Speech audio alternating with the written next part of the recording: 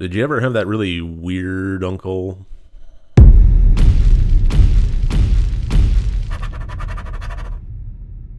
Hello and welcome to Rotted Review of the Day, and today we are continuing on and plugging right away with the Halloween franchise, this time going back to the roots, going back to the villain, and going back to Haddonfield with the 1988 classic Halloween 4: The Return of Michael Myers. Now, Season of the Witch didn't fare so well at the box office. The concept of moving away from the masked slasher did not fare so well, and money to be made. 6 years later, they regrouped and brought the killer back. And even going so far as to make sure that people knew it, they included it in the title itself, The Return of Michael Myers. So, not a lot of subtlety on that one. But this actually was one of the most enjoyable movies of the franchise to me. I really, really love this one. It's not as classic or quite as well done as the first one, but I still find it to be an incredibly enjoyable watch and a solid entry in the Halloween franchise and the lore of Michael Myers. So the plot of this one basically follows that it takes place 10 years after that night, the night of the killings from the first two movies. And Jamie Lee Curtis has passed away, leaving behind her young 7-8-year-old daughter, Jamie, in the care of another family. And Jamie is played by Danielle Harris.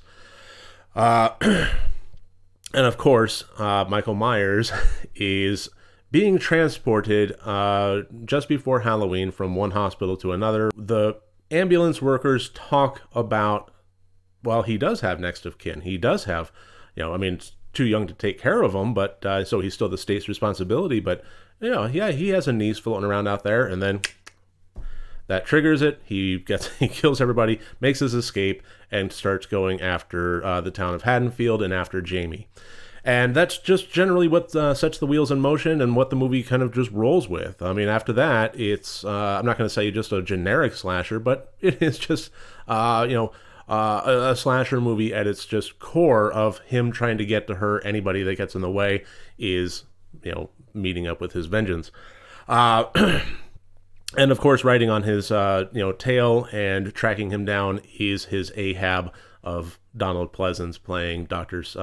Loomis. If you've watched the Leslie Vernon movie, you know that they have that concept of an Ahab character, not necessarily the person that is the focal target of the villain, but somebody that is hunting them, somebody that was their doctor or somebody that knew them in the past and is basically hunting them down. And a lot of the major franchises don't have an Ahab, but this one does. And Donald Pleasence knocks it out of the park each and every time, just going a little bit more over the top and a little bit crazier with every new movie. And hats off to him on this one. I really loved his performance. I loved everybody's performance in this one.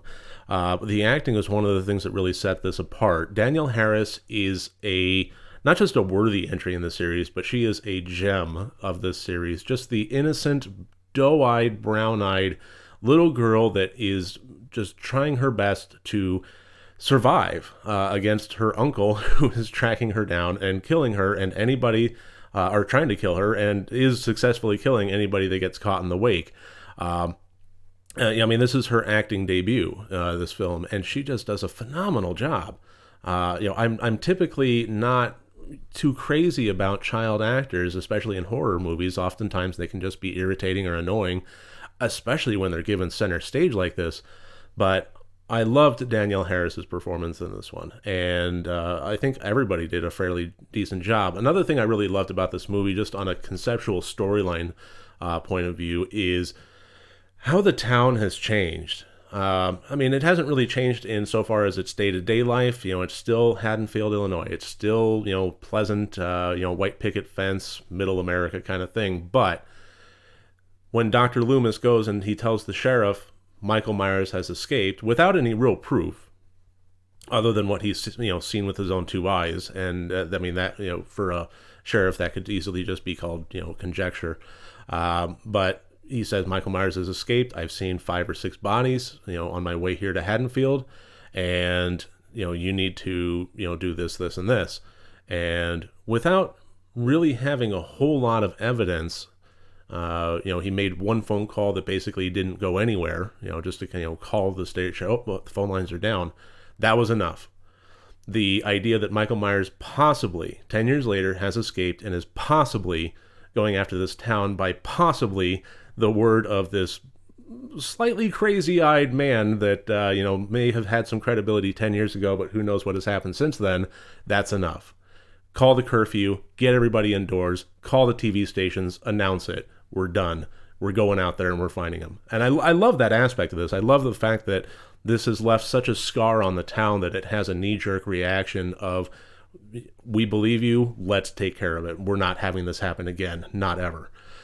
Which, of course, it does. There was just a whole lot that I really liked about this movie. First of all, it really does, just start right off the gate. This was we've already established the villain. We've already established the storyline. We've already established the tone of the slasher, what we're trying to do. The only thing that it really needed to do was establish the Danielle Harris Jamie character, and they did that, and then we're off and running. We are now in a slasher mode, and we are just going until end credits roll. And they did a great job with that. At no point did it really feel like there was a whole lot of downtime lulls. It had its, dips and valleys, as, a tempo, quality tempo does, but at no point did it feel like it was just completely stalled out. And they really managed to keep that tempo going very well. All of the characters were sympathetic, and that made the kills even more impactful. So all told, I really, really enjoyed this one. I'm going to go ahead and throw up all the scores here. As always, 4 different categories, each one worth up to 25 points for a total possible score of 100 points. The only thing I really want to address as far as specifics on the points go is the technical, because I wish it could be higher. I wanted it to be higher, and it should have been higher, because this had some great kills. This had some great camera work. They brought the score back. It had some great deviations from it, but while also keeping true to the original. There was a lot about this on a technical level that I really, really loved, but there were some glaring errors. And if you've seen this movie, you probably know exactly what I'm going to say. At some point in this movie, for just at least a few scenes, or a few snippets of some scenes, the Michael Myers character has his hair turned blonde, and that basically comes down to a mask issue that they had on that particular day of shooting. It should have been corrected. That's all I'm going to say is, whatever the excuse is, if it had to delay production, if they had to, do a little more wrangling in pre-production, if they had to, pause everybody and go out and buy some, brown hairspray, or, spray on it. Well, I don't know. Something should have been done. It should not have appeared on camera like that. And at the very least, it should not have shown up on the cinema screens like that. And there were a few instances along those lines. Just errors in terms of, this was written in 11 days. It had to, be punched out before the writer's strike of, the late 80s happened. And there was a lot, these things were done fast. They weren't done, slow and expensive. They were done fast and cheap. Get it out there and let audiences enjoy the blood splatter fest. And in that, there were some glaring issues that I just can't overlook, so it did impact the technical score. It would have been higher without them. So that gives us a total of 72 out of 100 points. I really recommend this movie. If you are a fan of the Michael Myers franchise, then this is one of the most solid entries in the entire lot. And